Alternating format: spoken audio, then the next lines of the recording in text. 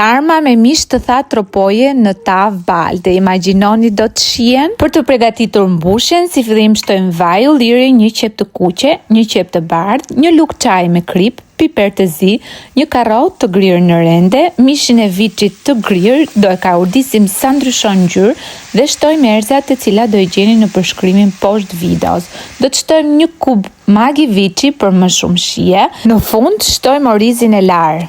Vazhdojmë të shtrojmë sarma duke vendosur në fund fare mishin e thartë, të cilin unë e kam lënë në ujë, dhe lakrën unë e vendos në ngrirje më pas të shkrirë në ambient për të paktën një natë. Gjithashtu, bashkë me mishin kam vënë edhe pak lakër të grirë holl, mbështjellim sarmat bukur, i rreshtojmë në tavë dhe më pas do të përgatisim lëngun për sipër, ku kam përdorur një gotë gjysmë ujë, një kub magi për shije dhe pak salcë tomates.